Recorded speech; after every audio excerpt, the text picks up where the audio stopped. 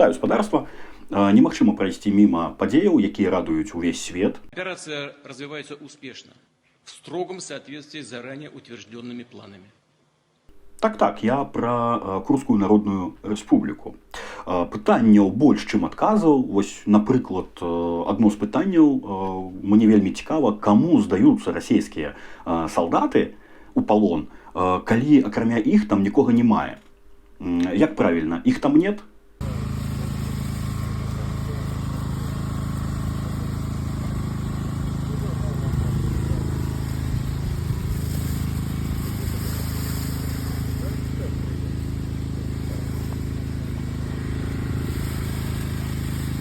Другое пытанне. Навошта бомбіць самім сябе? Тут я павінен быў замацаваць відэа з расійскай калоннай, якая шла праз Курскую Народную Рэспубліку, але гэтай калонны больш не мае. Дзякуй прапагандонным крыніцам. Яшчэ пытанне, мне падаецца, яно вельмі важнае. Дзе вы былі 8 год, калі ў Курскай Народнай Рэспубліцы забаранялі украінскую мову? Але ўсё становіцца на свае месцы. І я бачу, зараз там вывучаюць нават беларускую. Жыве Беларусь! Жыве вечна! Жыве Беларусь! Жыве Беларусь! Жыве вечна!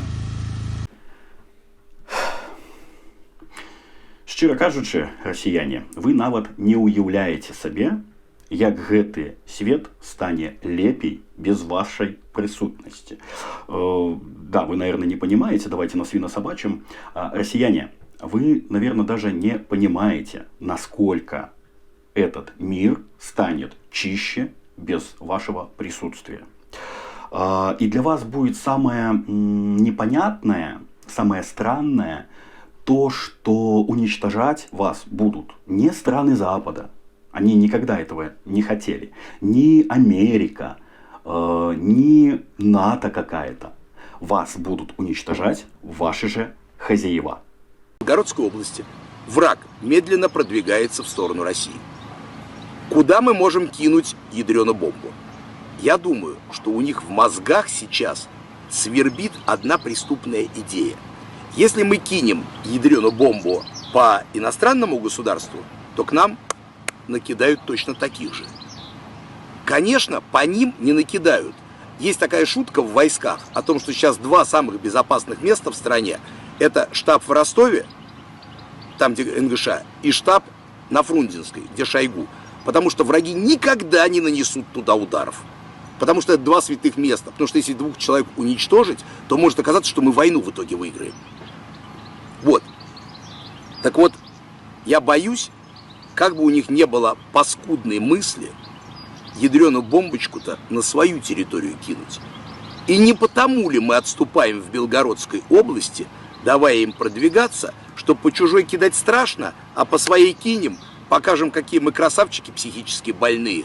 Глядишь, ВСУ будет стоять в какой-нибудь деревеньке, а мы там типа тактическим ядерным оружием. С большим вопросом, если оно будет нормально работать, глядя на то, в каком виде они все остальное держат.